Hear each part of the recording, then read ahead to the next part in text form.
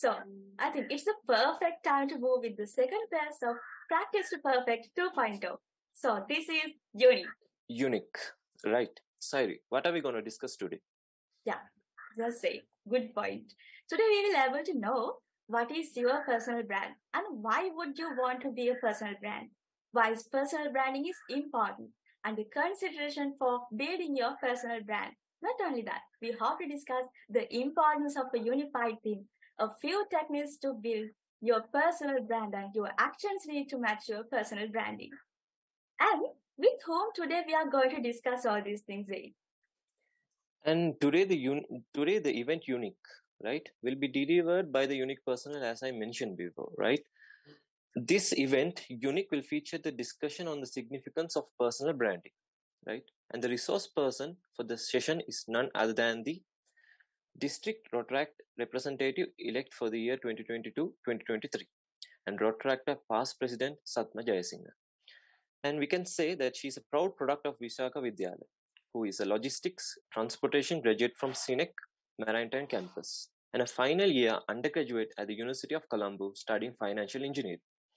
Presently, she is working at the financial sector at John Kills Holding Private Limited. Yes, Dave. If we talk more about her, she joined the Rotaract Club of Achievers Lanka Business School in 2016, at which served in the role of Joint Director, Professional Development for the year 2017 to 18, Secretary for the year 2018 to 19, and the Presidency for the year 2019 to 20. Her significant service expands from initiating award-winning projects to being awarded the Most Outstanding Secretary of the Year and Most Outstanding President of the Year. The club was recognized as the Most Outstanding Club in the year of her presidency. Later on, she served as the Joint Director, Professional Development in the Rotaract District Steering Committee for the year 2022-21 and served as the Assistant District Rotaract Representative in the year Rotaract District Steering Committee for the year 2021 to 2022. Rotaract Satma is currently elected as the District Rotaract Representative for Rotaract in Sri Lanka and Maldives for the year 2023 to 24. So, I warmly welcome you, Rotaract Satma Jayasinghe. Right, Cyrus. Starting the event, right, I invite Rotaract Fatima Shahla, right, co-director of Professional Development Avenue of Rotaract Club, Uva Wellassa University, to address the crowd with a welcome speech. Okay, Nazir, guest speaker, Rotaractor, past president, Ms. Satma Jayasinghe, and my dearest Rotaract and non-Rotaract participants. A very good evening to all of you. Being the co-director of the Professional Development Avenue of Rotaract Club of Uva Wellassa University-Badulla, I am really honored to have this opportunity to welcome you all to the event Unique to catch up your own brand.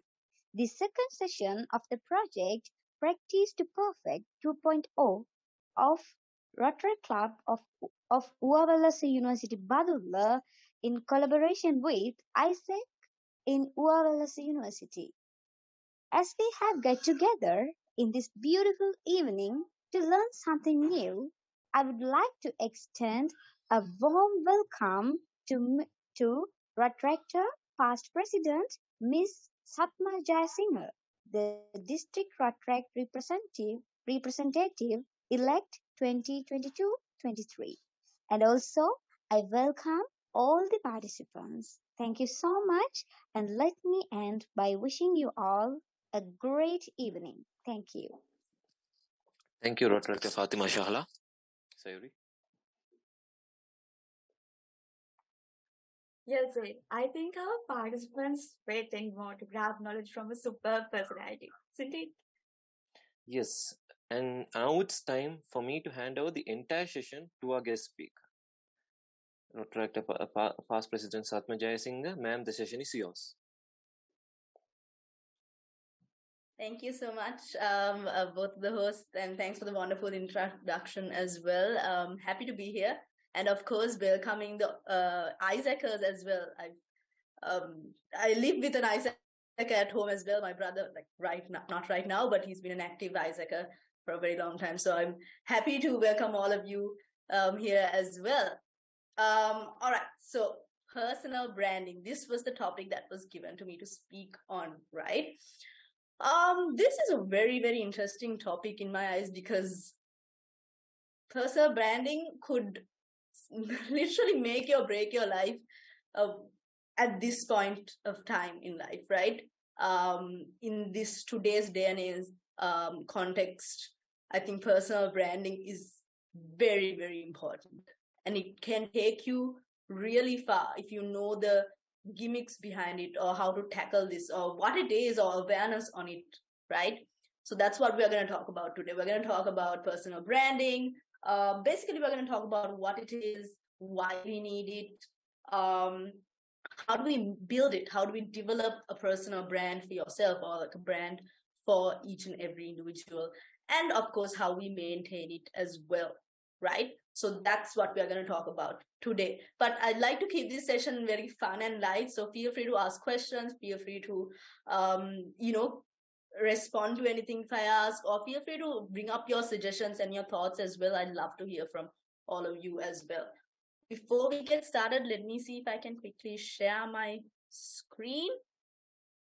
So I don't have a lot of content in my presentations usually, but it will help you maybe to stay a little bit more focused rather than just looking at my face hearing me speak, right? So let's see what kind of, I've just put some points in this very quickly made presentation, but hopefully it will help you to grasp onto the things that we speak on, right? Okay, so first things first. What is personal branding? Okay, right. So personal branding, if you look it up on Google, I think a lot of people can define it in a lot of different ways. And this is basically how I see it and how I would consider it, right? For me, personal branding is more or less a unique image and reputation for yourself, which is what the global definition also says. So when we talk about this unique image and reputation for oneself, see, it doesn't have to be limited to that either. It also depends on someone's perspective, on how someone else sees you. How the Rotaractors would see me, or how my family sees me, or how someone else sees me. So this unique image actually depends from time to time, from the person, and it more or less, yes, it's how you define yourself and how you let others see you, right? So that's the gist of it. That's what I call personal branding. And if you look at it, this is purely on how you define yourself.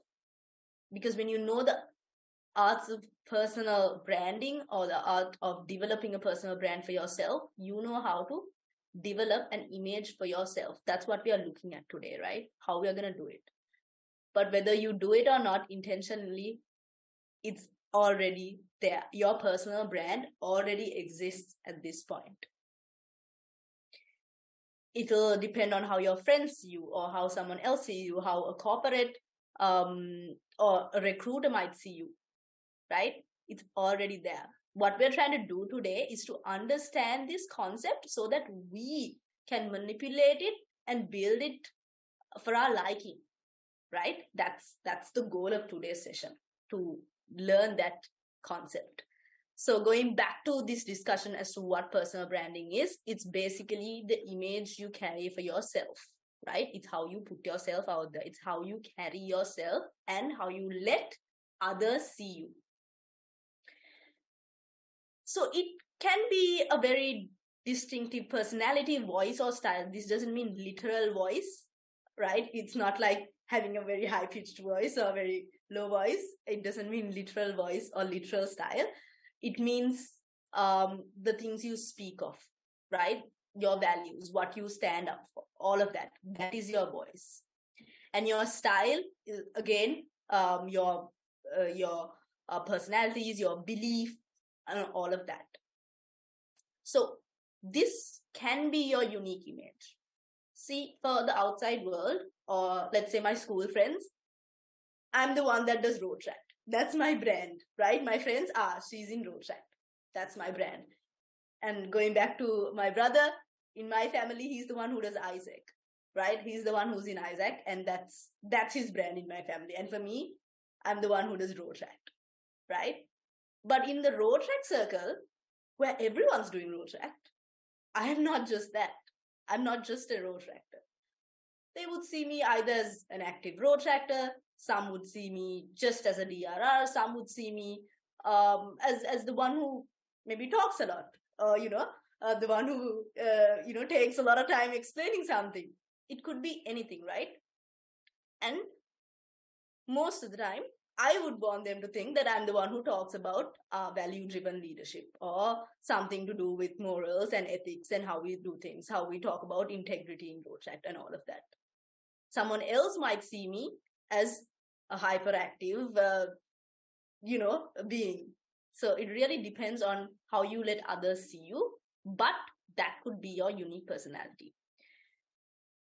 So for you, let's go into how we do it, how we personalize it, and how we customize it according to our need. But for us to understand this concept of personal branding, for us, it's good to know that it's a unique image for oneself.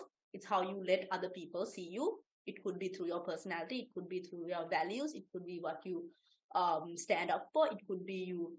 It could be your style of introducing something, or it could be your style of learning, creating. It could be your style of just carrying yourself, right?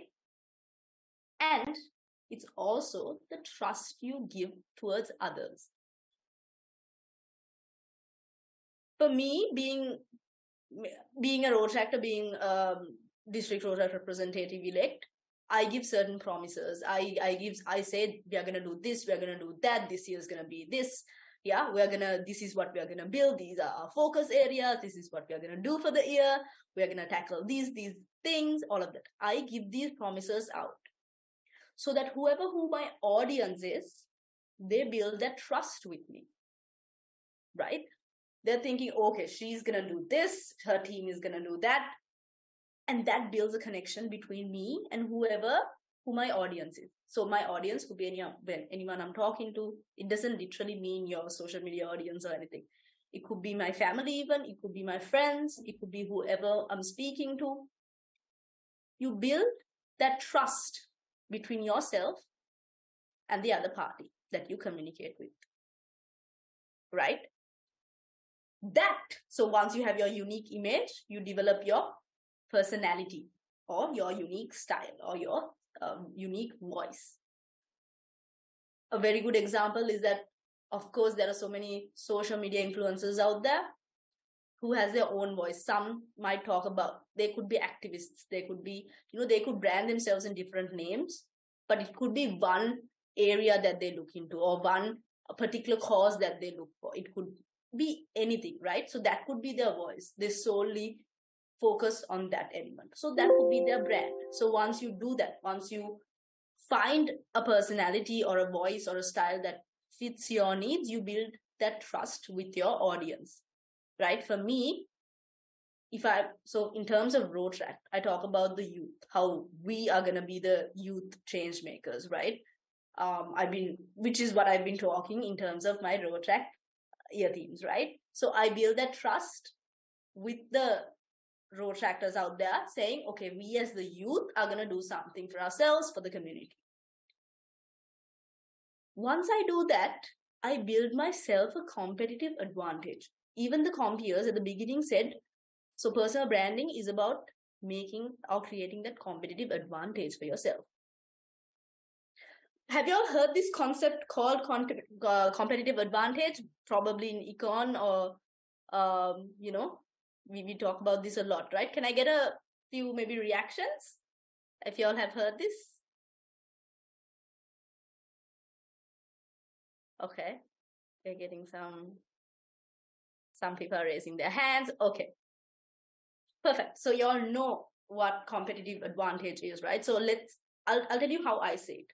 Basically, it's what puts you ahead of the others. It's something unique that you bring to the table. It's something that only you are bringing to the table, right? That's your competitive advantage.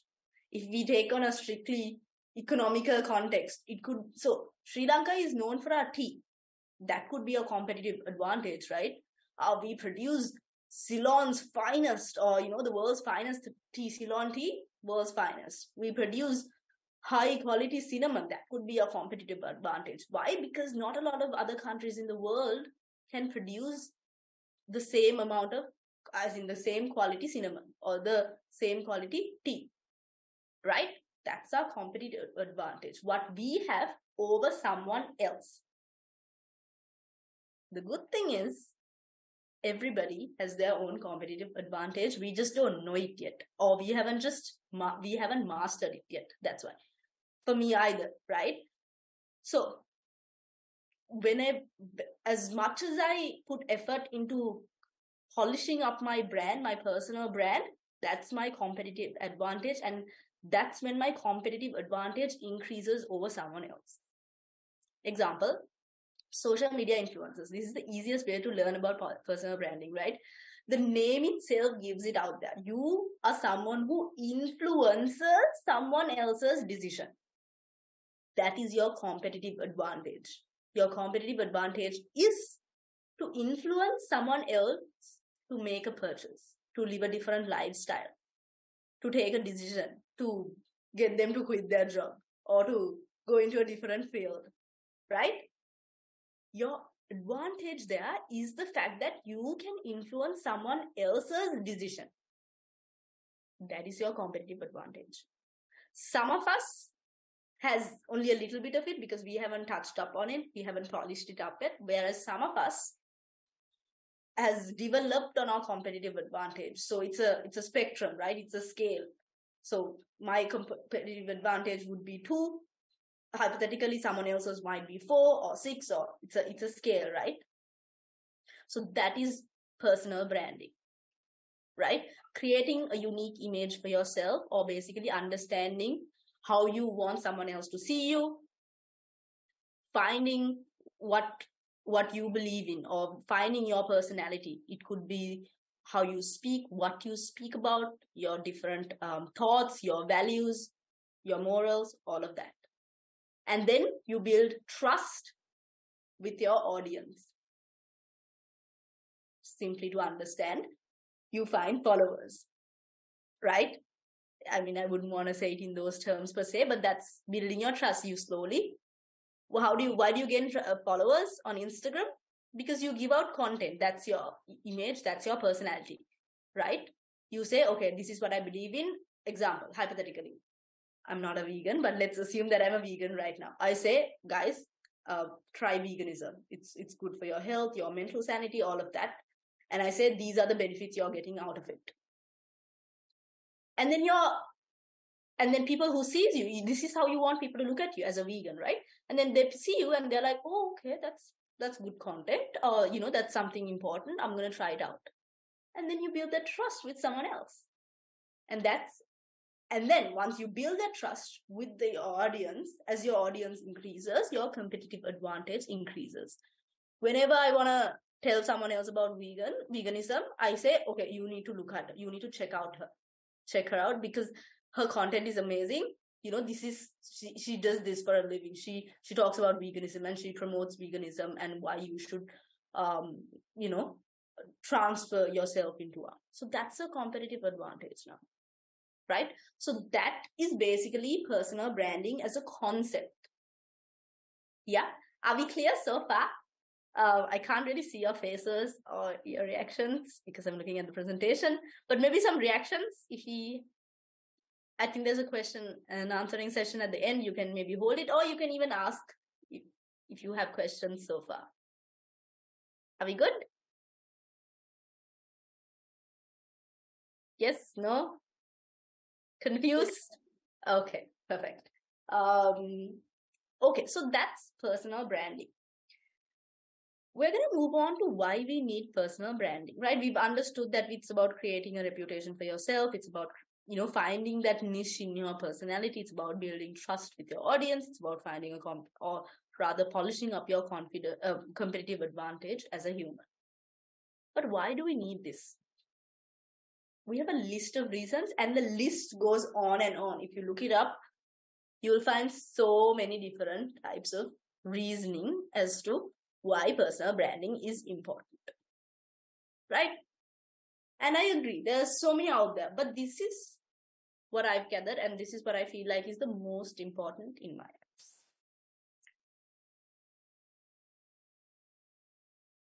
Okay. First and foremost, these are very self-explanatory. You need to build a personal brand for yourself. Why? To stand out, right? In a community with thousands of and hundreds of people out there competing for the same resources, if you want to get or utilize, benefit from some of these resources, you have to stand out. Unfortunately or fortunately, we've come to a point in time where everything is sort of a rat race, right? You need to compete for everything, starting from education, starting from school days, right? You try and sit for exams, you want to get the best marks, you want to be the first in the class, and I was never the first in the class, but that's what you're competing, right? I mean, I'm coming from somewhat of a highly competitive school. So that's what you're trained for. You want to do better than someone else. There are so many ways you can look at it, right? But the point is, eventually, you would want to get yourselves to stand out from the rest of the people, the rest of them out there, right? That's your end goal. It could be a competition between you and your peers, or it could be a competition between you and yourself. For me, I'm not the same person I was a few years back. I'm not the same person I was when I joined Rotaract, right? And over the years, I was able to somewhat take myself and get me, learn a few things to get me to stand out. It could be in a Rotaract setting. It could be in a work setting. It could be any room or any gathering that you go to, right? I'm not saying I stand out wherever I go. That's not what I'm saying. But someone with a personal brand has this potential. That's why, okay, easy things, guys. You go to a room and you see a celebrity there, right? Someone famous.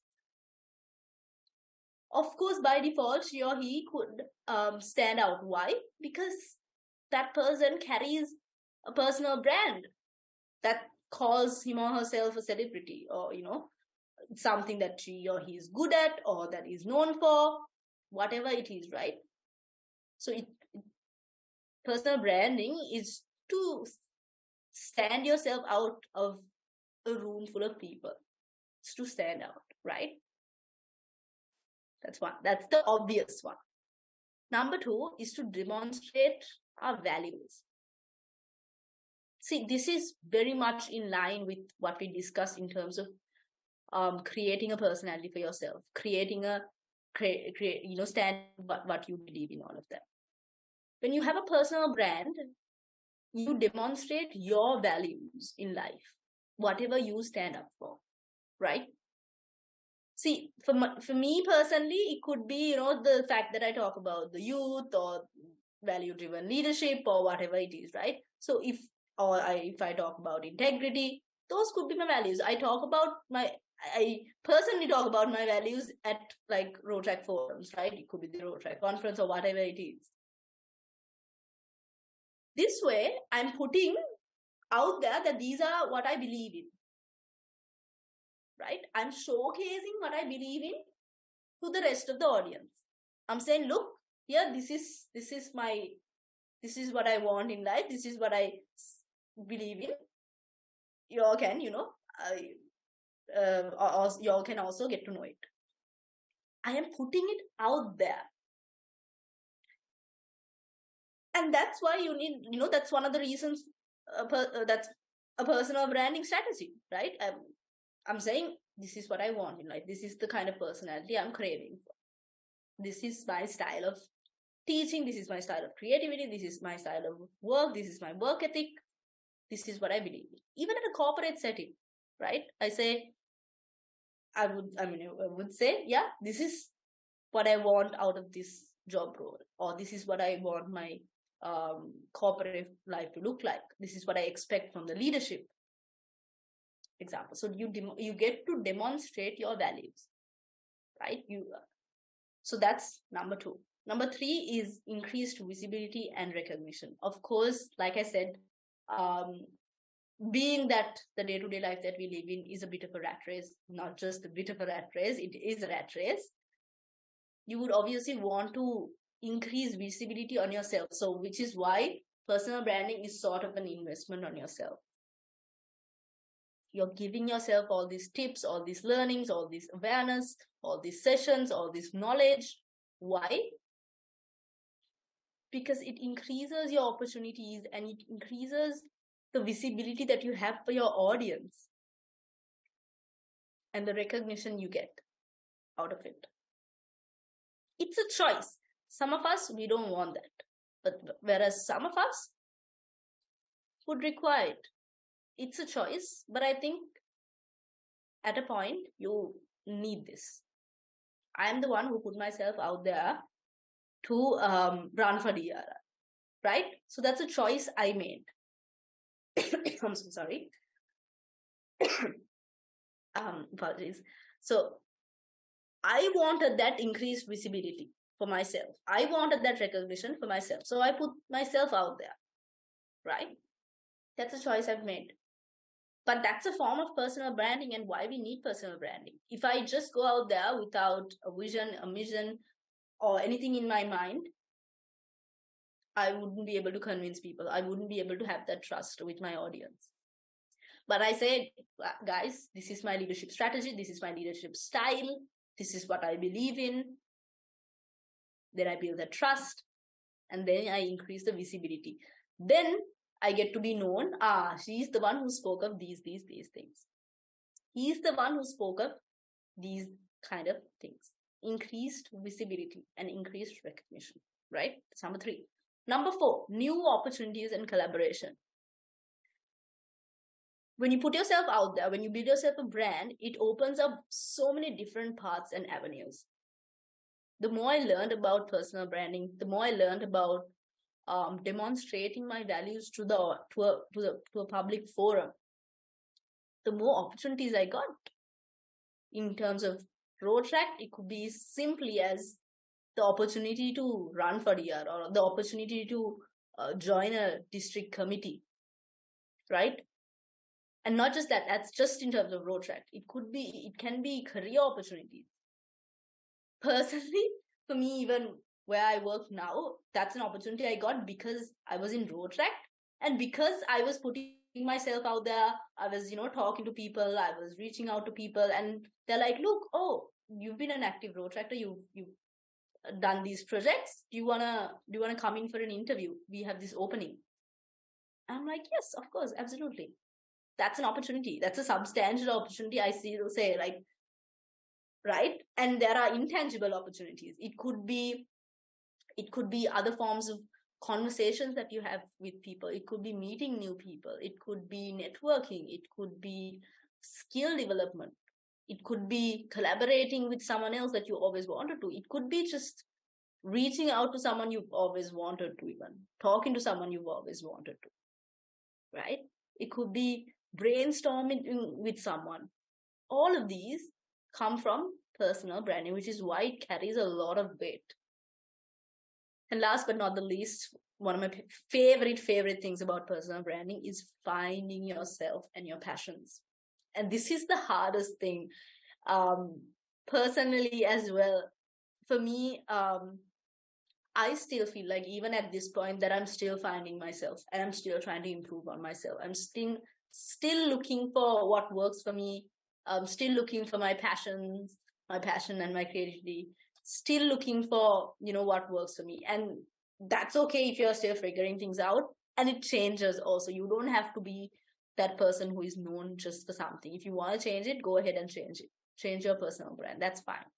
But it helps you understanding these concepts, understanding why we need it, and understanding the whole entire process of building yourself a brand helps you find yourself, right?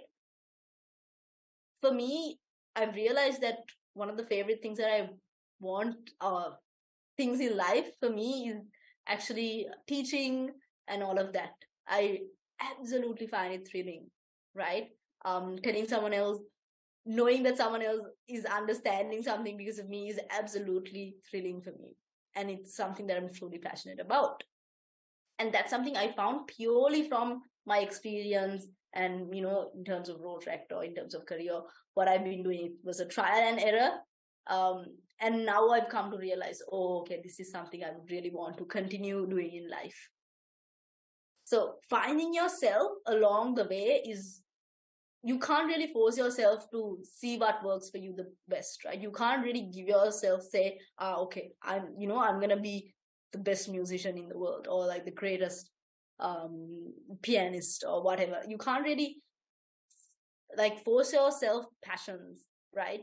You just have to sort of find it and look for, and be lucky enough to find it, right?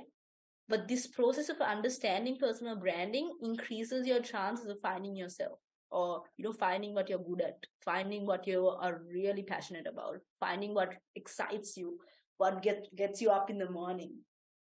So that, for me, is why personal branding is really, really important. A few years back, when I joined as soon as I joined Rotaract, I think, so we had this session where we had like a networking thing we were doing a project, and we were networking with the judges there. So these are like top corporate guys, and we are just like first years in university, right? So he said, no matter which industry you're in, you're always in sales. And that was a funny concept for me at the point, because at that point in life, I'm like, I don't like sales. I don't think that's what works for me. But what I didn't know then was the fact that he didn't literally mean sales. He meant selling or putting yourself out there. Let me say that again. No matter which industry you're in, you're always in sales. Why? Because you're always putting yourself out there. You're always, if it's a job interview, you're selling yourself, saying, look, I'm good at this, these are my skills, these are my strengths, hire me. Why? Because I'm going to be good at, you know, the role that you're giving me. I'm going to be great at it. You're selling yourself. You're selling your personality. You're selling your skills, your values. You're selling your thinking, your personality, right? If it's a new client or something you're pitching to, that's literally sales sometimes. Then you're selling a product, but you're actually selling how you say it, how you pitch a product. People don't necessarily invest in a concept per se. They invest in the people. If they like how you present yourself, how you carry yourself, that's what they invest in. And I've, like, from this conversation itself, I actually got into like a part-time job then. And I asked him, I don't have a lot of experience in this field. Why would you want to, hire me? And he said, simply for your, I know you don't have a lot of experience in it, but I'm investing in you because I feel like you learn from it and you produce really good results for us. I'm choosing to believe in you. That's the beauty of personal branding. And that could be what gets you your next job. That could be what gets you a really good opportunity. That could be what gets you to a program or a seminar or a TED Talk. That could be what sets you apart from everyone else, right? Your personality, how you carry yourself, how you sell yourself to someone else, how you convince someone else that you are the one for the job, right? How you do it could be in different forms. It could be through reports, it could be through written forms, it could be through your speeches, it could be through your work projects, it could be your program, it could be through your, again, projects or your technical skills, but you're selling yourself ultimately. That's why personal branding is important. That's why knowing this helps you one step closer to selling yourself better to whatever it is, to the job, to maybe some other opportunity, you know. It could be to a program, it could be to an internship abroad, whatever it is. So that is the beauty of personal branding, and that is why we need personal branding. And that's why sessions like this, or actually, a few years ago, I'm just where you guys were. I was learning about it, right? There are so many people out there who've mastered it and who are amazing at it. There are both local and global resources that you can reach out to. And then you can understand personal branding even better, right? So yes, that's we've spoken about what personal branding is and why it's important. So let's move on to why we need, or rather, developing a personal brand. How do we develop one for ourselves? What are the nitty-gritties of developing yourself a personal brand? You know what it is now, and you know why you need it, but how do we do it? How do we develop a personal brand for ourselves? So I have a couple of pointers there as well. Again, this depends from person to person, from industry to industry, and it depends on like the exact development plan depends on who you are, where you are in life, and all of that. But these are some general tips on developing yourself a personal brand.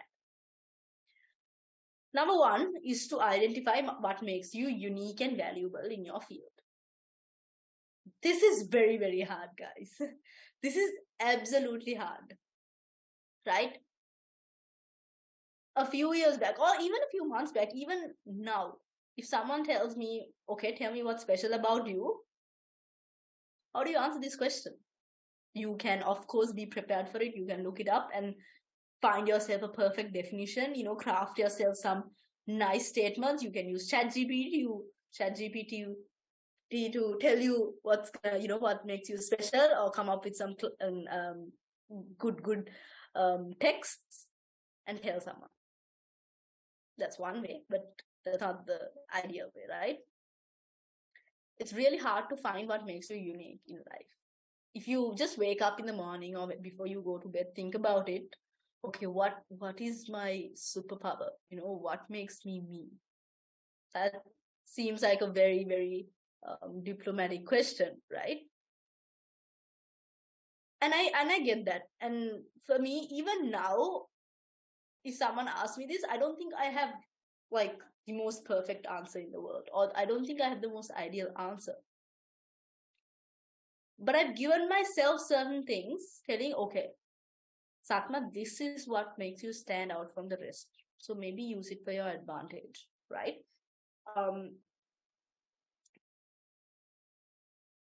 The good thing right now in life is that you can somewhat pick your niche.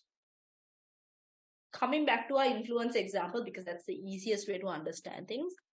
All of these influencers or people who are, YouTubers or Instagram influencers, they've picked their niche. They could be good at, say, dancing. Then they become a dancing. They start making videos on dancing. They could be good at fitness. Okay, I like going to the gym. I like working out. Let me produce my audience from fitness. They become fitness gurus and all of that, right? Or it could be something entirely different. See, the people I follow on Instagram or YouTube, I actually follow people like Ali Abdal or Mandy Avella. I don't know if you all know these people, but that's the content that I like. They talk about being productive. They talk about finding a lifestyle that's calm and productive, and finding tools to talk about to have a productive life, to find minimalism and all of that, right? So that's the content that I sort of crave for. So for me, what makes them unique is the fact that they bring out tools to, to become more productive. Or if it's Matt Diawala, it's mostly his brand is on minimalism. So what makes him unique is the fact that he's one of the only guys who talks about minimalism while, while also doing what he's a filmmaker, so in that industry. So he's a minimalist in that industry. So that could be his niche, right? So it's really hard to find it per se, and you can't just lie in bed until you magically find this. You can do it by trying out different things, by trial and error, basically. If something excites you, if something is interesting to you, go for it, try it out, and then if you don't like it, then you can try something else. Trial and error really helps you. And for me, I'm still in the stage of finding it as well, right? So, and it doesn't have to be one thing for the rest of your life. You can always change it up. A few years back, my mindset was such that, I need to be a hustler. I need to be doing so many different things. I need to be studying 2 degrees and working and doing Rotaract, and, I need to not sleep at all. That's the hustle culture is my thing, that was my mindset. But right now, I'm no, I'd rather have inner peace. I'd rather have, I don't want to be doing 2 jobs and all of that. I was no, I pick mental sanity over everything else. And so it could change. And for you at this point, being undergrads, it could be something else. For you, it could be about finding the most productive lifestyle that you can have, from waking up at 5 in the morning, going for, hitting the gym, or going for a run, making yourself ready, all of that, right? It could be whatever it is. Or someone could be no, I wake up at 10, I get my work done, I don't have breakfast, I have 1 meal a day, and all of that. Different lifestyles, right? Find what works for you by trial and error, because personally, I don't think you can just be I'm going to be known for being a great pianist. I wish I could do that, but no, right? So maybe I could say, I'm going to be a great pianist in 5 years' time. And then I could get to that if it interests me, if I feel like that's my passion. So it's a process, guys. You don't have to find your niche. You don't have to find your uniqueness overnight. Try out different things, trial and error. Find out what works for you. Find out what excites you, and just go ahead. Find out what scares you, and you'll find it along the way. So that's number 1. So say you've identified this, and the next step would be to see if it really is your unique areas, if it really what makes you valuable in your field. You might have to get the skills and experience and identify your areas of expertise. Example, if I want to be the greatest pianist in the world, do I have the skill for it? No, absolutely not. So can I be the greatest pianist in the world tomorrow? No, doesn't make sense at all. But in 5 years' time, maybe, if I keep practicing. I mean, this is a stretch.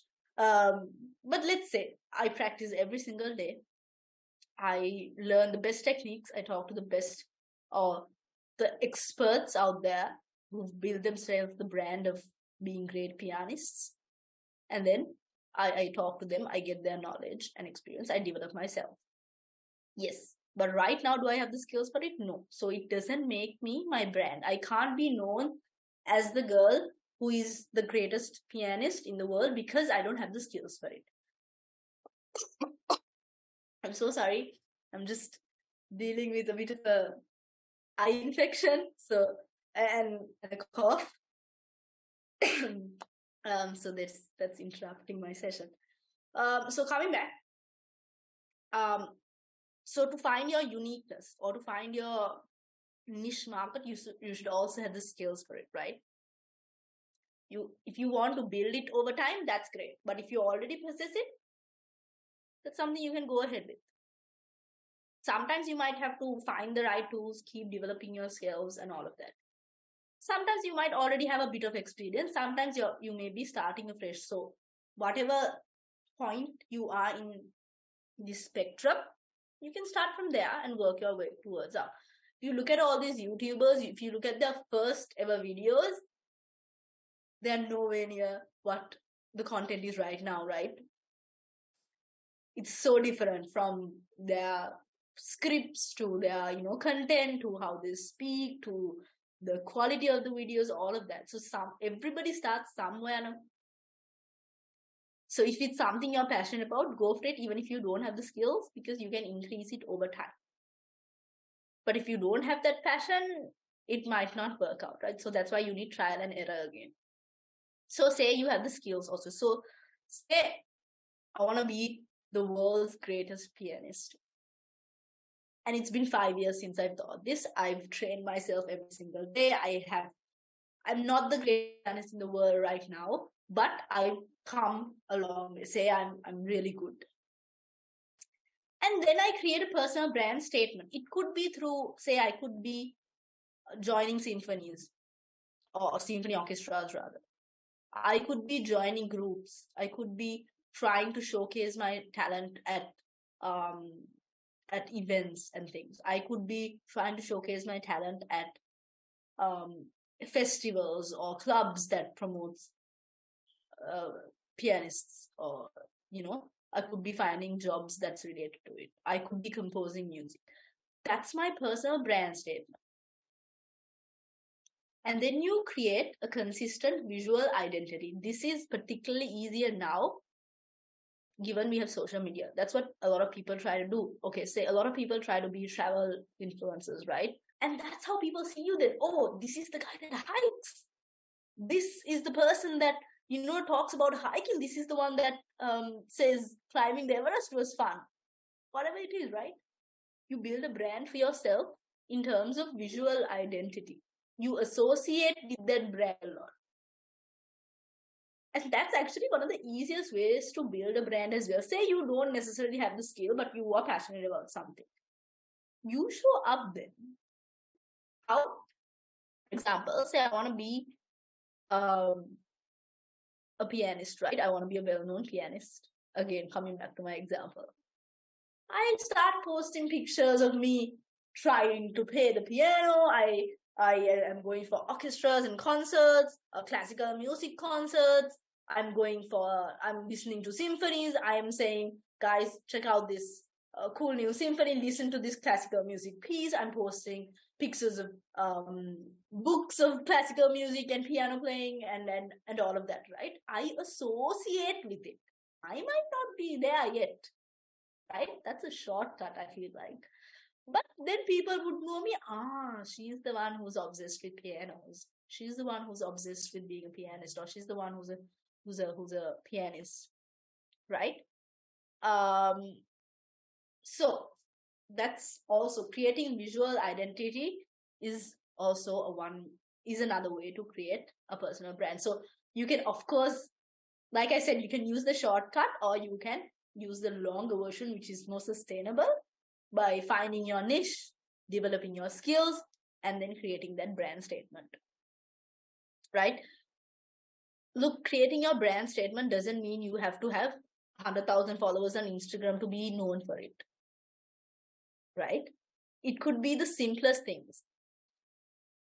See, for me, like I said, outside, to me, people know me as the one who is always doing something Rotaract related. But if you actually look at my Instagram or something, yes, I post a lot of stories with regards to Rotaract, but not a lot of content is like pictures, is like Rotaract per se. It's just a few here and there, right? You don't necessarily have to put it on social media. Is not your only personal branding platform. It could be what you talk about with your friends, with your family, at work, at university. It could be what you associate with in terms of listening, in terms of learning. I could be listening to a podcast on something that I like. See, I really like things about, like I said, things about productivity, finding work-life balance, finding ways to, better yourself, tools and tips on how to be more creative, how to manage your time better. And I feel like that's low-key what I'm known for as well. I get Rotaractors coming in asking me questions about how to manage time better, how to be, tips to how to do something more productively, how to do something more effectively or efficiently. I feel like, and that's something I really love and passionate about, right? But doesn't mean I necessarily put podcasts out or, social media contexts out as well. I feel like people talk to me about it because maybe I do sessions, maybe I tell it in my speeches, maybe I talk to people about it. Right? So it's visual or basically associating yourself with it. That's how you build yourself, your brand, basically. Right?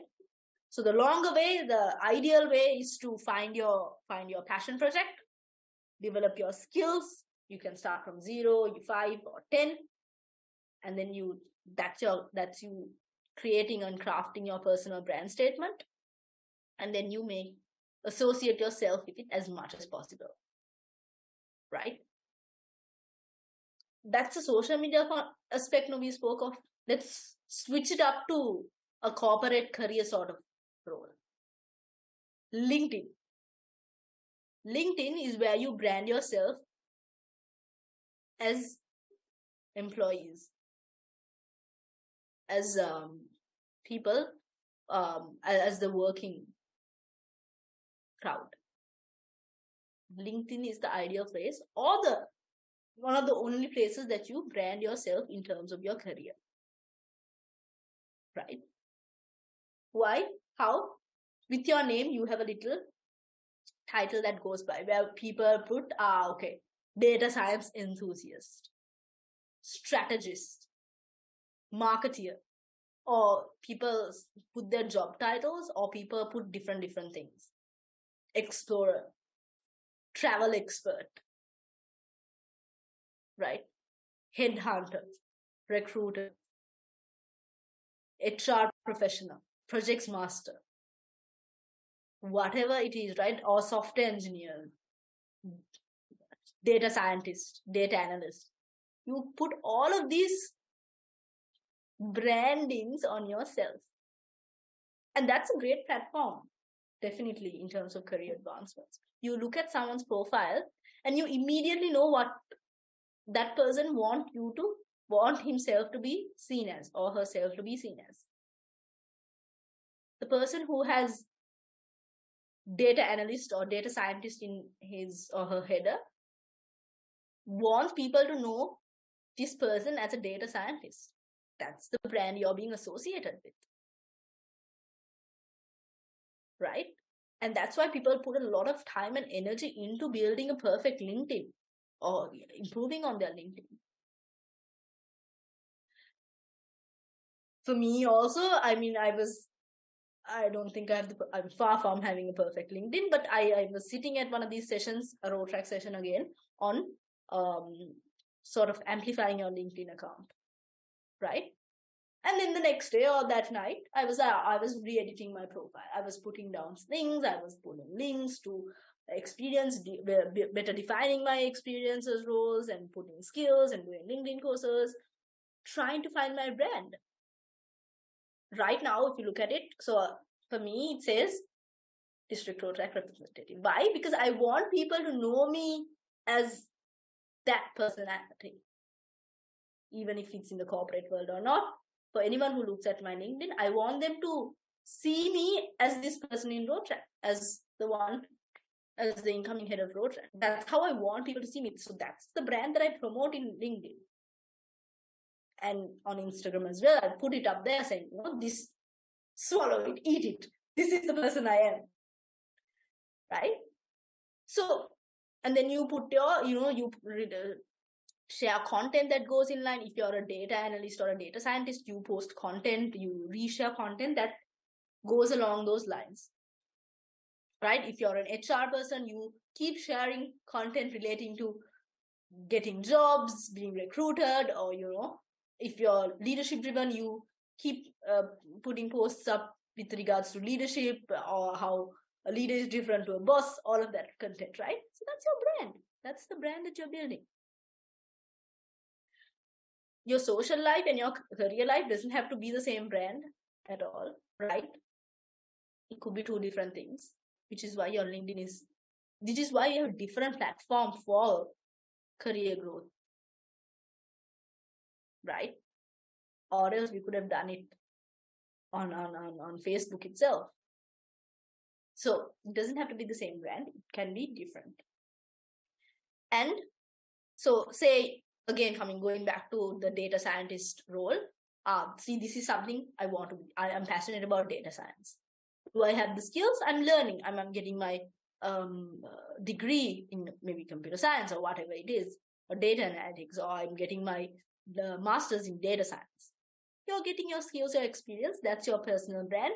And you associate it. You keep sharing content with regards to data science. You keep sharing content and you put out posts. You put a post out saying, I met this guy who's a great data scientist who's reached so many great heights in his field or in our field.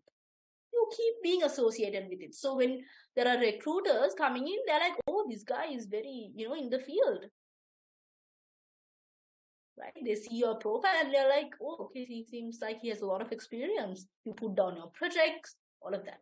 That's the brand that you're building for yourself. The only thing is you have to be passionate about what you're building for yourself. Because none of us wants to be associated with the wrong thing, right?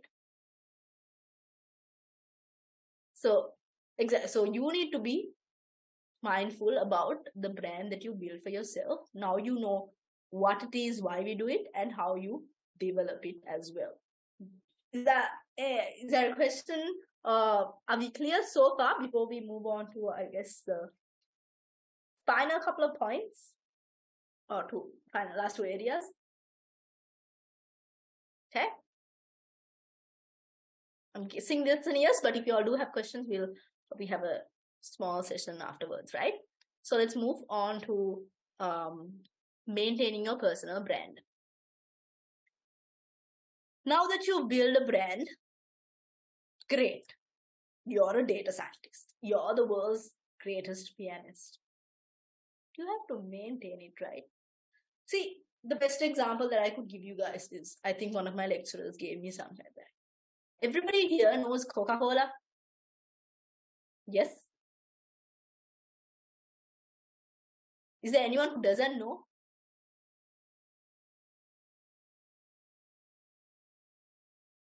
No, right? Everybody knows Coca-Cola. And I think almost everyone in the world, majority in the world knows. Our parents know. Our younger siblings know. Aunts, uncles, whoever who's abroad knows. Everybody knows Coca-Cola. Then why do they still keep putting up advertisements? Why do they still go out and put TV commercials? Why do they still come and sponsor events? Because they're maintaining their brand.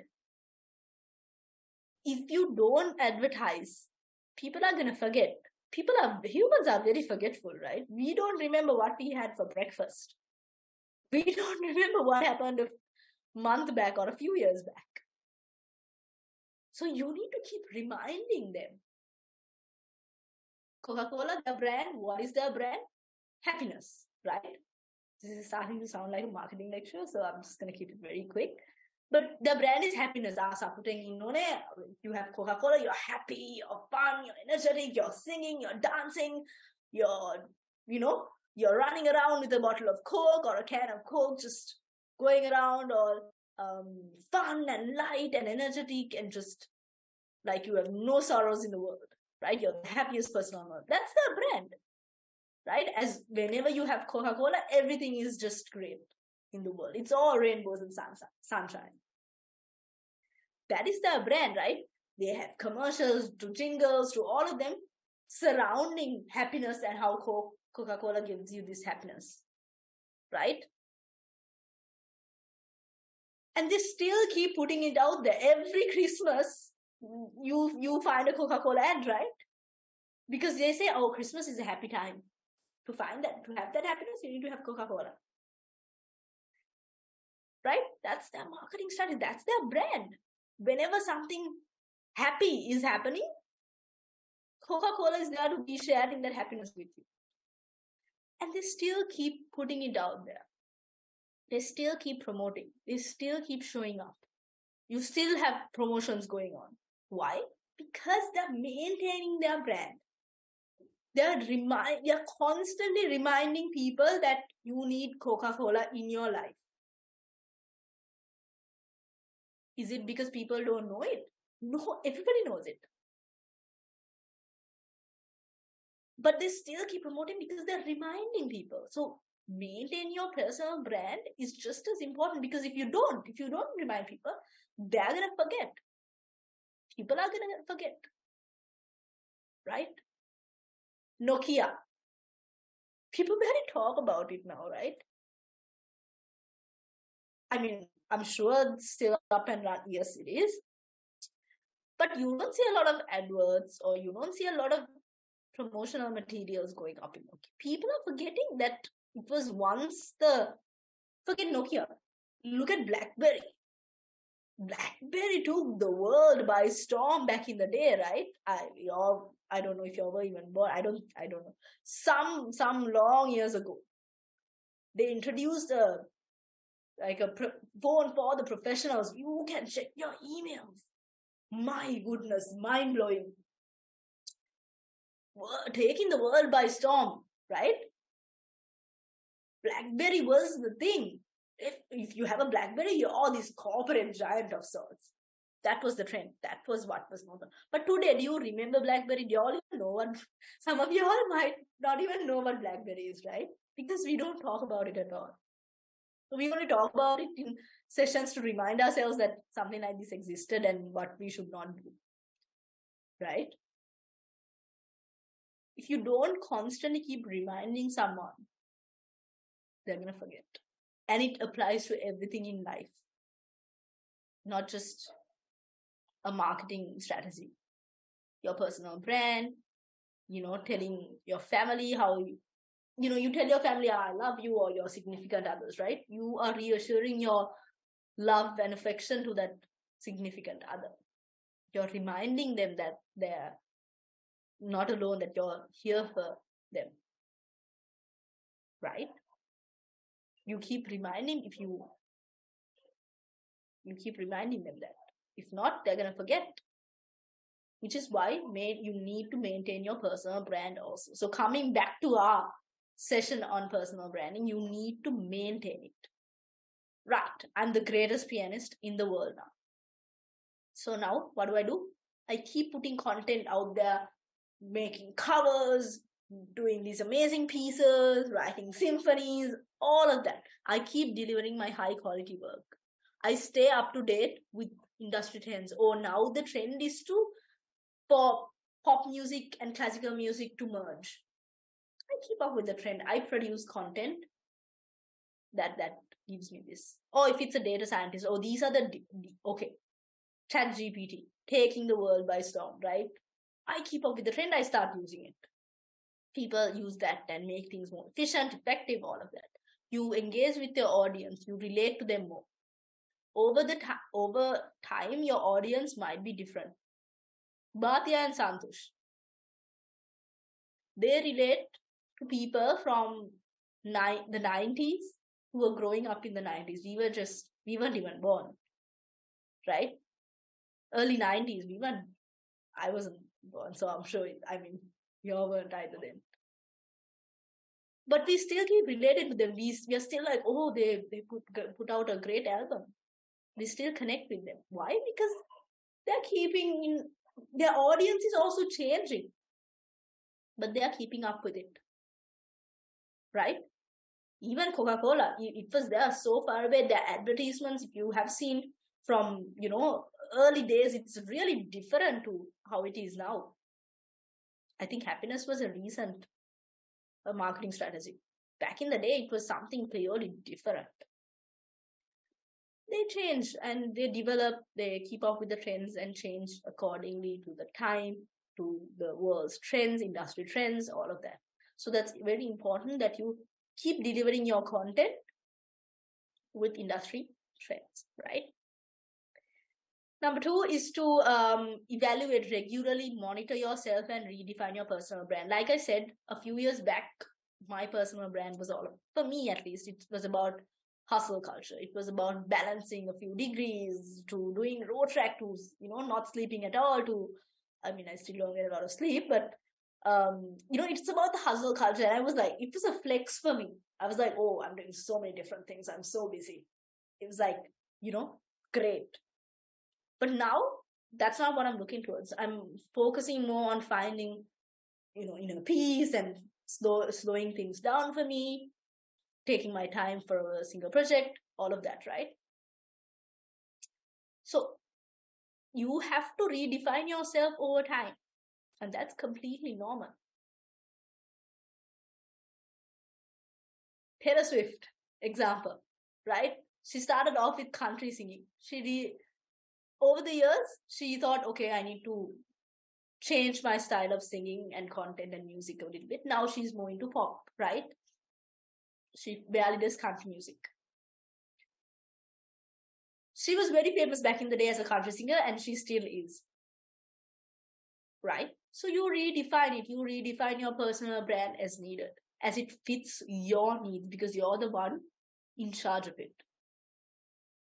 If you want people to see you as someone else entirely, tomorrow you wake up and you're like, no, I'm no longer a data scientist. I want to be a free spirit. I want to be a painter. I want to be a musician. You change it up, then fine. You might have to go back into it. If it's a completely different field, you have to build it from scratch again, maybe. But whatever works for you, whatever that you are happy and content with, right? So that's about maintaining your personal brand. Last but not the least, I've also gathered some points to avoid when we are building a personal brand for ourselves. Number 1 is being inauthentic or insincere. There's this funny statement that says, fake it till you make it.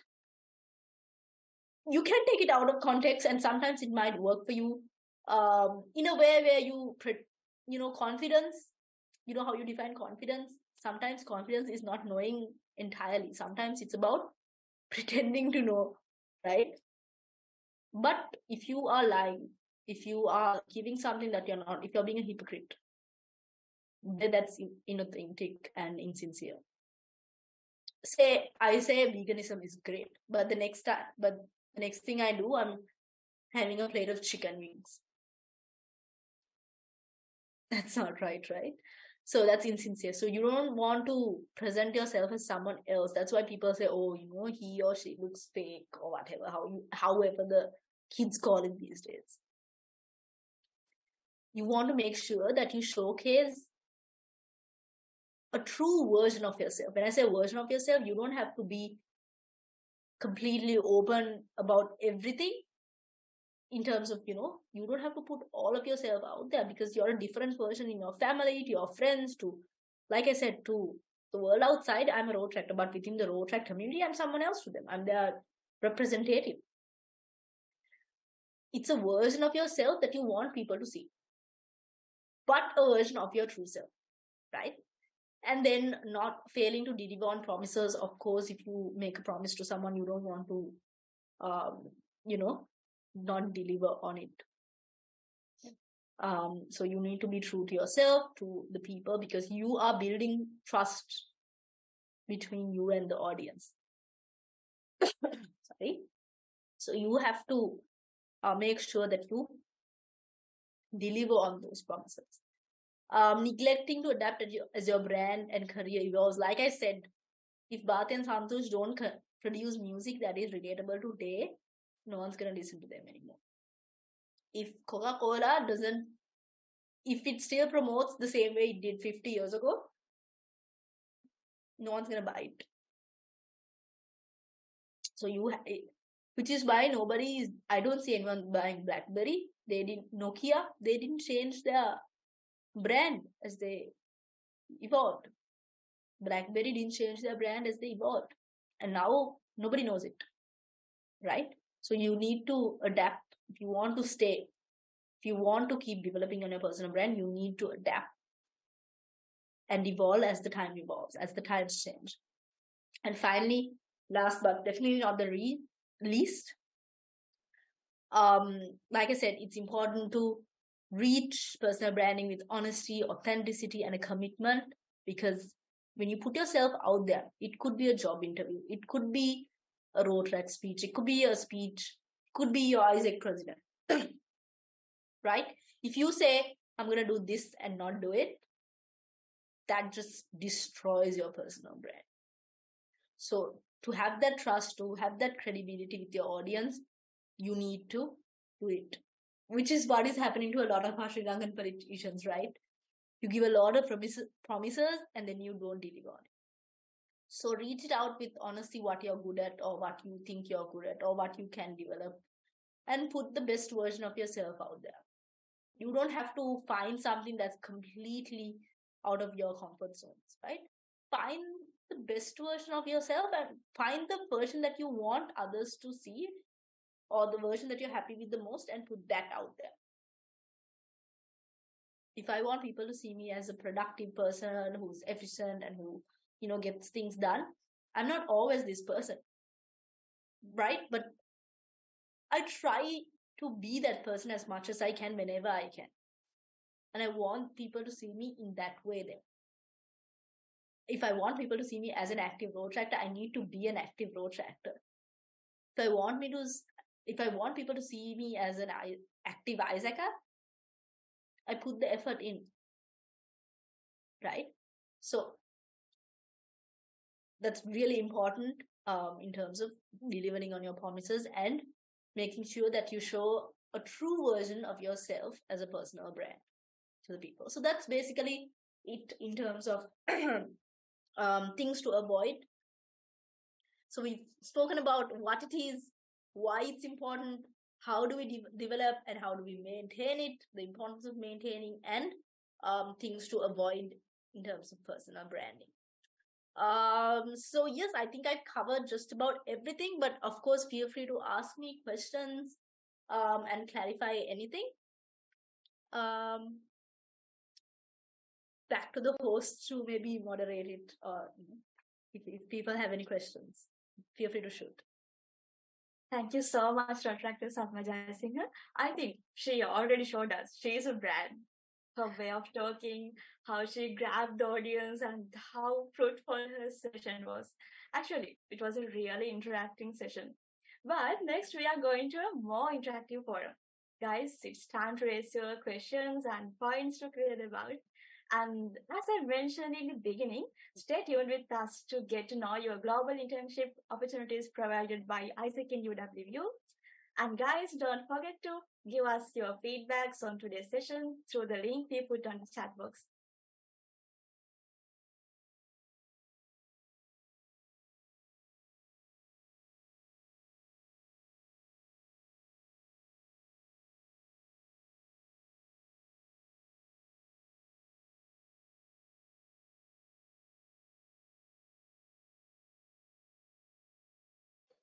Right. Sayuri, I think the time went great. Learning some tips to enhance ourselves with personal branding concepts. Participants, it's your time now to have a discussion with our guest speaker to further enlighten yourself with a topic on personal branding. Inasir, I got a question from the audience. Okay. The first one. How can we use social media to build and promote our personal branding? How can we use social media to build and promote our personal branding? Okay. I think I did actually touch a lot on social media, which is the easiest way of promoting yourself or building a brand for yourself, given we have the resources now, right? it's a stretch of, when you say social media, it's a whole stretch of things. It could be Facebook to YouTube to Instagram to TikTok to even LinkedIn, right? And so all of these social media platforms are different to one another. If I take Instagram, it's more visual content driven. So it could be, a lot of people use it for like travel vlogs and all of these, right? It's more visually attractive. Whereas your TikTok content is completely different. It's more of having, so the initial concepts being, TikTok is for like 15-second videos of an activity. So it's an activity based thing. It could be dancing, it could be something amazing you're good at, it could be a little musical piece, it could be your singing, or it could be, hacks, life hacks, or whatever, right? Bits and pieces of information that comes in video format. So that audience might be vastly different to it as well. So if that's the kind of content, and if you look at the numbers also, TikTok is the audience that TikTok has is more of the younger generation. So a lot of Gen Z, a lot of Alpha generation, a lot of younger audience. I don't wish to find a lot of people my age on TikTok, or our parents' age for that matter, right? So if you want to build your brand based on that sort of an audience, then you can focus more on TikTok. If you want to build yourself a platform for maybe Instagram, I feel like is more of people my age using it, right? So that's a bit more visual, like static content related. It could be your food blogs. You can take a picture of your food and be like, oh, okay, this is, these are some of these. If it's YouTube, it's, longer videos with actual like substantial content. YouTubers have videos for like 10 minutes is the average, right? So in that 10 minutes, you give like, okay, specific information. It could be theoretical knowledge. I think a lot of us use YouTube to learn things, from, scientific theories to all of our, from chemistry to programming to coding to all of that also, right? So it's substantial knowledge. So if that's kind of your audience and that's the brand you want to build, say you want to go into teaching economics, then YouTube is a better platform, right? Say you are a great dancer and you want to build a brand based on that, you use TikTok. If you're a career expert, or if you want to move into a platform of putting yourself out there in terms of your career, getting career opportunities, then LinkedIn is the platform for you. So first you need to identify what it is that you want to build, associate your personal brand with, and then pick out the content. So example, Twitter is not, so Sri Lankans don't use Twitter a lot, and Twitter is more of for the celebrities, the well-known ones out there, to pass along a message to a fan base or audience, right? So that's more of Twitter's thing. Facebook is a mix of a lot of things, but now people use Facebook business a lot. A lot of it is business, and Facebook is the older crowd now. To be very honest, I think so. My oldest brother is like 6-7 years older to me. He would, rather than TikTok, you would scroll through Facebook. See, again, a bit of an older audience. Why? Because they grew up with Facebook, and it's more of business now.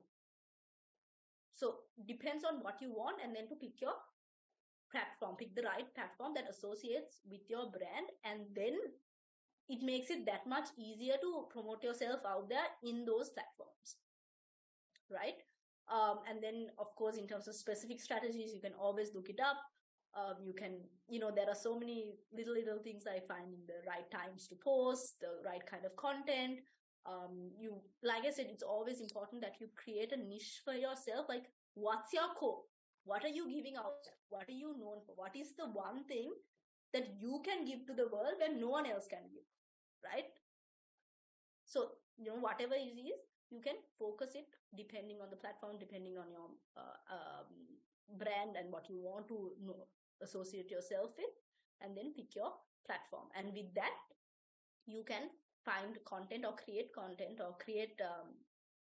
associate with what works in those. So yeah, I hope I answered that question. Yes. And we got another question from Vishka. I think I'm also curious about this question. How do you balance work and personal life, especially having time for yourself? Okay. That's a good question. I think that's one that we get all the time, right? So it's always a struggle because you have people nowadays in general. I was actually just having this conversation with my mother the other day. People nowadays are relatively much more busier than like people when my parents were growing up, right? They had basically school and a lot of time to play when they were children. But for us growing up, we had tuition classes to all of that. And even now, I think we are doing Rotaract or we are in Isaac, and some of us are in both. And we are working, we are studying. And for me also, for the most part, I was both working and studying and in Rotaract. So it was always tough to balance it, but doesn't mean you can't, because if there's a will, there's a way sort of thing. No? If you're passionate about it, you'll find a way, right? As easy as that. But that doesn't mean it comes easy. For me, even now, it's like I might not get perfect amount of sleep or all of that, right? Which is something you shouldn't compromise on either. So if it's too much on your plate, I think you should take a moment to prioritize what works. And say if you want all of it, or if you're passionate about all of it, for me, what works really well is to prioritize then and there. So today I wake up and I usually have like a to-do list, right? I make a to-do list and see so if I have 10 things in my to-do list, I prioritize what I want to get done. Like, okay, so this is my number one priority today. It could be work-related thing, it could be an academics-related thing, it could be a Rotaract-related thing. I circle it out, I say, okay, I pick about 3 things I want to get done in the day. That's like of utmost importance. So today, if I at least get these 3 things done, today was a productive day, right? So prioritizing is really what helps me. So if your exams are coming, like if you're close by, you need to prioritize on your academics. So you pay a little less attention to Rotaract and Isaac and your other work, right? Say you have a big project from Rotaract coming up, then you prioritize a little bit for that one. So prioritizing really helps me get through the day. So of course, and I use a lot of other organizational tools to be more organized, because if I'm not organized, I feel like I'll be overwhelmed, I'll be all over, and I won't be able to get a lot of things done. But if you say, okay, these are my things to do, and I have to achieve at least these 3 priority things, and importance. Or so priority can be in 2 ways. It could be importance and it could be urgency. It might not be something important, but it's urgent. Then that's a priority. It might not be something urgent, but it's really important. So if I don't have anything urgent, then I can prioritize that, right? So I have maybe a research deadline, but that's in 6 months. So it's not urgent, but it is important. So I spend at least a bit of my time working on it today, tomorrow, all of it. So that was just like an example of sorts. And you can, of course, use a lot of tools to be more effective and efficient. Actually, had another point to say, but I just forgot it. I'll come back to it. So yeah, that's actually some of the things that helps me be a little bit more organized and to be a little bit more, mindful about the time I spend. Oh, the thing that I forgot. And this is like a scientific theory, right? You actually spend the time that you allocate it, rather than allocate something for, right? Say you allocate 2 hours for an assignment, your mind subconsciously tries to get it done between 2 hours. If you say 5 hours, you will take 5 hours for it. And there's like scientific backing also to it. I think it's called, I actually don't remember the name of it, but it is a proven theory. So you can look it up. You can actually call it time blocking, right? Which really helps. For me, especially for work, if I have say I have a presentation to make, I give myself 30 minutes for the presentation. Then okay, it could be plus or minus a few minutes, but subconsciously I will try and get it done in 30 minutes. So because I know I have to get it in 30 minutes. It's like the last 5 minutes of an exam, guys. You know how everything flows and you're like, oh, you're just writing things down like a madman. But it really does help in the long run as well. So time blocking really helps me in like getting work done. So like that's another tip, I guess. So if it's Rotaract, back in the day when I was a secretary, something I used to do is, yes, you have uni like till like 6 in the evening or so, you come back home. I give myself an hour for Rotaract, and that's it. That within that hour, I need to finish off my meeting minutes. I need to reply to mails. I need to forward the mails that I get as a secretary or whatever the admin things. I try and give myself an hour for Rotaract every single day, and that's it. Every night I would check my mails and then work on my Rotaract things. But that's just the hour, and I more or less I finish everything within that hour. Because subconsciously you're like, you just need an hour for it. But if I gave myself 3 hours, I would have surely taken all those 3 hours to work on it. So time blocking also helps to prioritize to get work things done. Yeah, so those are like bits and pieces of my tips for time management, I suppose.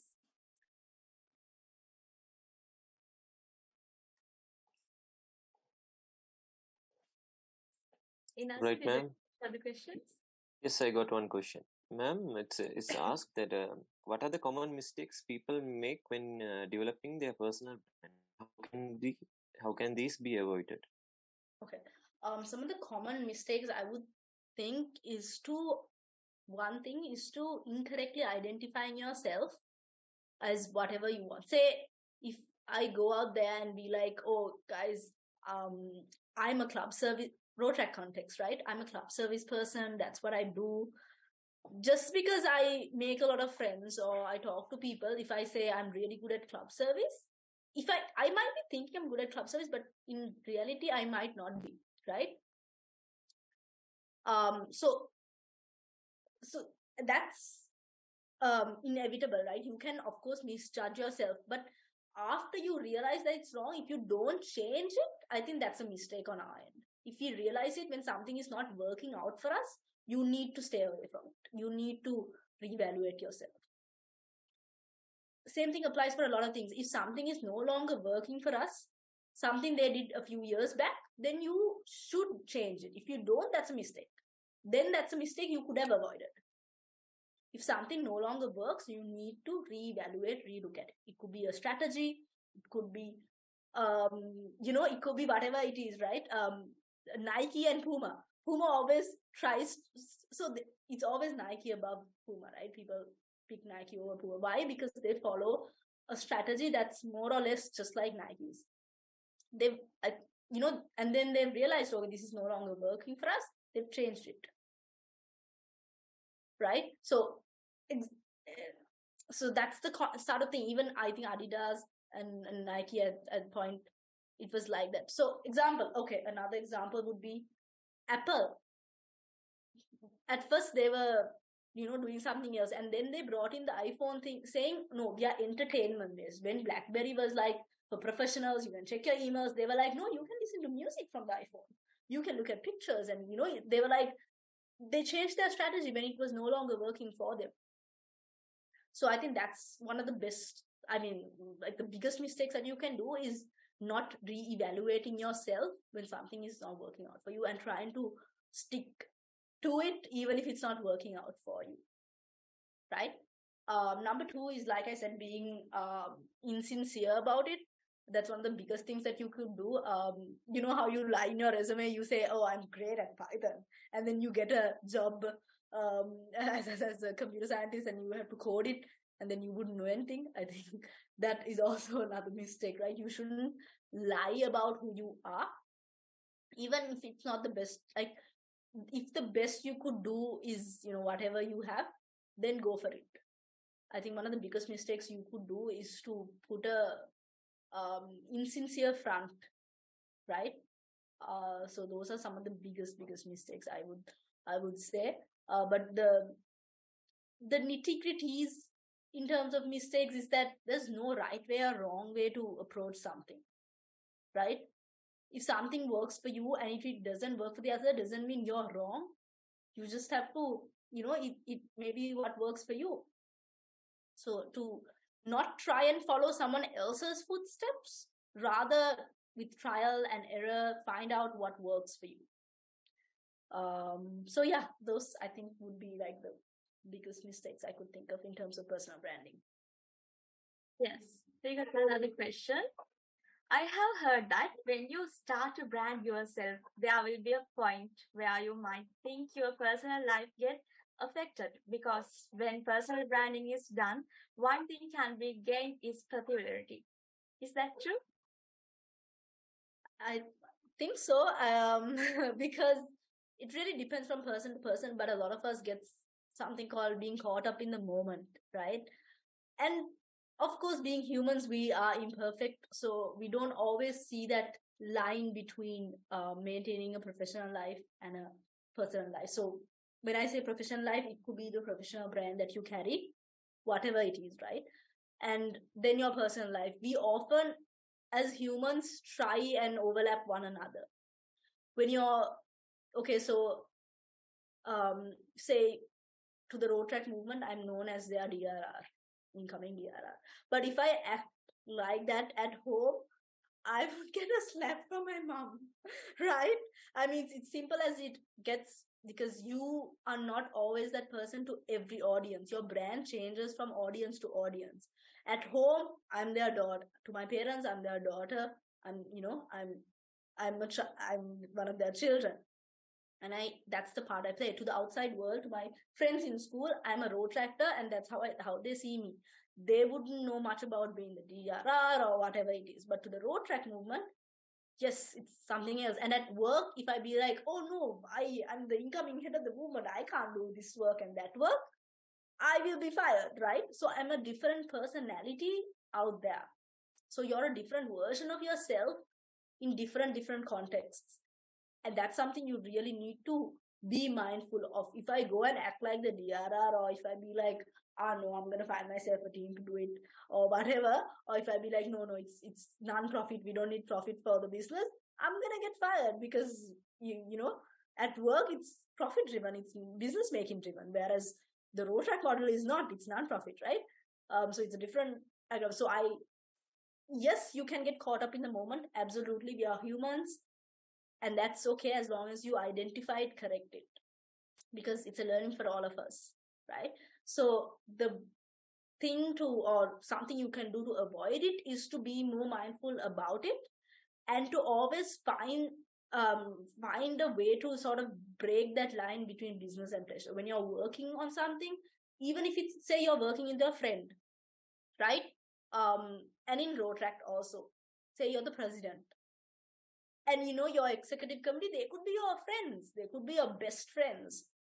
But when it's a Rotaract project, or if it's a project that you're working on, or administration at that context, you are president and your team is there as a team, right? Say you're getting scolded by your president, but that's it, that was just for that Rotaract project, and then outside you all are friends again. So you shouldn't mix, as I like to say, business and pleasure. So as long as you're mindful about it, I think you can avoid it, and tell yourself, look, okay, the work is work, that's who I am at work. At home, I go back to being this other person. At work, I go back to being an employee. So as long as you're mindful about it, you can avoid it, and with, of course, over time, with experience, you can try and draw that line as well. But it's completely normal to get caught up in the moment. As long as you figure it out for yourself then and understand it, you can overcome it. So yes, hope I answered the question. Yes, thank you so much, Inazi.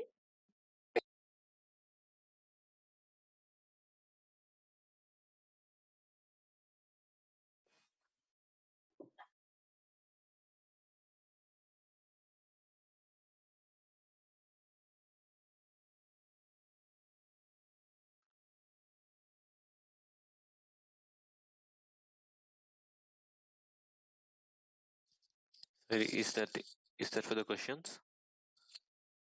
Yes. Right. Yes, from creating a unique image, adding some distinctive styles like voices, personality, gaining trust, and finally getting into the competitive advantages. I think most of the celebrities, with or without knowing, have followed the personal branding concept. They have become public figures where they can change followers' behaviors. Ma'am, I was listening careful to you, and I got some quad tapping to myself. I think the best investment what you can make is in yourself. I think today's the event is delivered in a way to achieve it. Sayuri? Yeah. So thank you again, Rotaract Satma Jayasinghe. I heard many times many of my friends are really interested in our ISEC in UWU, but they don't have a clear idea of our ISEC. And as a Rotractor and ISECer, I really recommend ISEC is another best platform to shape your leadership skills as well as the Rotaract Club of Uva Wellassa University. And our ISEC culture and roll calls make it more interesting place. So I invite my fellow ISECer, Dahami Samarasinghe, to describe all these things in a better way. Thank you, Sari. Let me share my screen first.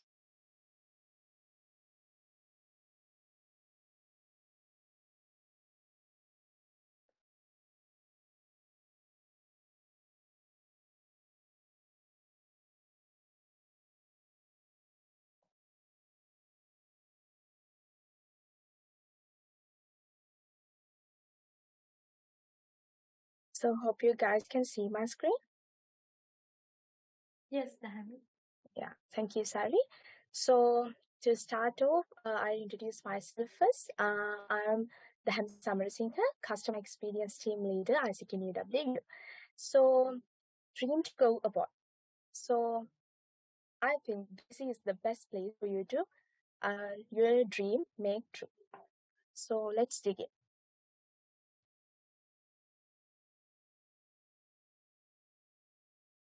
So what is ISEC?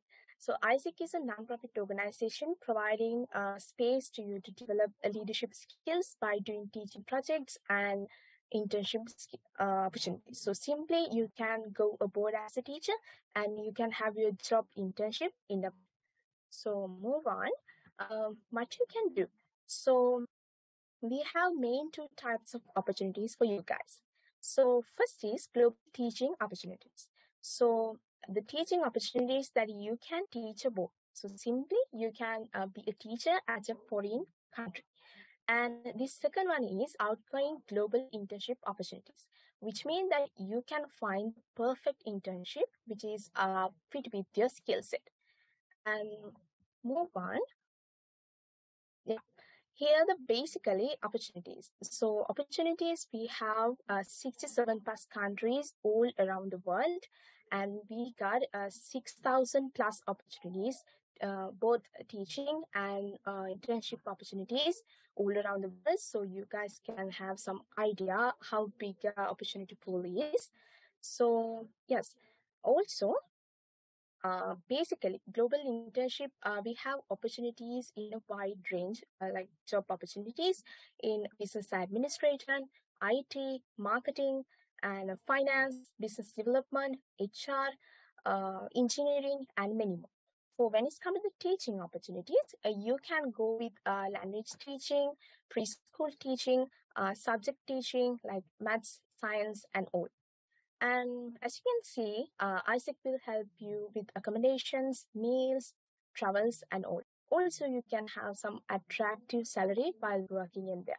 And you can share your culture and you can have a priceless experience with this opportunity. So you can work in a foreign country and also you can have some salary and you can experience that culture, foods, clothes, and everything.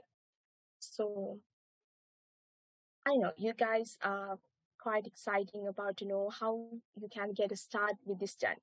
So you can start with this journey simply sign up yourself with the opportunities by clicking on the link that we put in the chat box. So after you sign up, we will help you guys to search for the opportunities, the perfect job opportunities you can fit, and the teaching opportunities you can have. And after that, you can go some information sessions, and you got the approval from the entity that provide the opportunity. And yes, after that all, you are ready to go, and it's really important to start off today. So I'm warmly welcome you guys to start off right now. Simply just click on the link and get signed up yourself and witness this amazing experience. And yes, we have many more experience. So you can travel around the country that you are internship in, and also local guidance. This is one of unique thing to ISEC, because if you are go as a traveler, you don't have this local guidance with friendly intention. So you can get the local guidance, and also you can share in the culture values with other nations, and also you can expand your network, which is really important in this era, which is networking era. So you can expand your network not only for local individuals but also with the international individuals. So yes, again, I'm warmly welcome you guys to sign up yourself with the link that we provided in the chat box. And yes, ticket and visa, I know you guys wondering about this from the beginning. Yes, we will definitely help with you guys, the ticket, visa, and all. And ISEC will be with you from the start, the moment that you get in the process to the back in Sri Lanka. And here are the most exciting news that you can have some discount on your air tickets from the ISEC partnerships. So I think this is one of most exciting and amazing thing that you guys can know, because discounts are liking things for us. And here are more happiness with us. You can travel more the country and develop your leadership skills and especially the soft skills. And you can network with many more countries individuals, and you can find the best industry which suit with you. So we will definitely help you guys to find the best job internship for go abroad, and you can also teaching abroad. And I want to add some plus point in here. So first one is you can add this experience in your CV, so which is really important these days.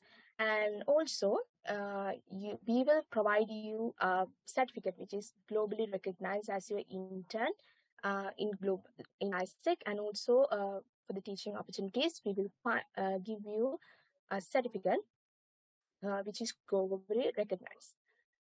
And yes, if you want to more information, you can go through with the booklet link that we put in the chat box. And if you need more information and if you need more clarification, you can feel free to contact me with this number, and you can email me from the email. And yes, we are getting end of this session. And thank you so much for your attention. And I'm again warmly welcome to you guys to grab this amazing opportunity. You can you can internship abroad, and you can teaching in a foreign country and change your life by witnessing this valuable experience, and which you can never forget. I can assure that you are going to be never regret with this decision if you have this. So yeah, thank you so much again. Signing off, I'm Dahami Samarasinha. The session is over to you, Sari. Thank you, Isaac and Dahami Samarasinha. So, Yes. we had Yes, let's, amazing time with Unique as the second phase of Practice to Perfect 2.0, isn't it? With our Rotaractors, Satma Jai Singh. Yes. To end today's session, I invite Rotaract of Avani Vitharama, the co-director of Professional Development Avenue, Rotaract Club of Uva Wellassa University-Badulla, to deliver the vote of thanks. Yes, so thank you so much, Nazir. Distinguished guest speaker, Rotaractor, past president, Ms. Satma Jayasinghe, the district Rotaract representative elect 2022-23, and my dearest Rotaract and non-Rotaract participants. Hope you all have a great day today. Being the co-director of the Professional Development Avenue of the Rotaract Club of Uva Wellassa University-Badulla, I deemed it a great honor and privilege to propose the vote of thanks on this session. To be on behalf of Professional Development Avenue of the Rotaract Club of Uva Wellassa University-Badulla, collaborate with Isaac in Uva Wellassa University, I would like to thank our respected guest speaker who spared her time from her busiest schedule and provide us that an interesting and highly informative session. So we are really grateful on your presence. The next, I place on record our gratitude to the Executive Committee and the Board of Directors of the Rotaract Club of Uva Wellassa University-Badulla and Isaac in Uva Wellassa University for their genius support. And also, my sincere thanks goes to the organizing committee for this session for their genius support and cooperation in organizing this event to make a success. Last but not least, I thank the Rotaract and non-Rotaract participants for their participation toward this event. Once again, thank you so much for all of your immense contribution for the second phase of the Practice to Perfect 2.0 Unique Make a Huge Success. Thank you and good night. Thank you, Rotaract Pavani Vitarama. Sayuri. So we are moving the end of an amazing time, and we find ourselves with Dr. Satma Singh. I think you agree with me, Inazir. Yes, Sayuri. It's mentioned as you will find someone always better than you, cooler, taller, nicer, but more talented, but better, with better six packs, but don't try to be someone else. Finally, I can guarantee this event is a unique personal branding session with a unique personal Rotaract Satma Singh. Again, I thank our guest speaker, Dr. Satma Singh, in as bringing out all her knowledge and experience in personal branding in just an hour.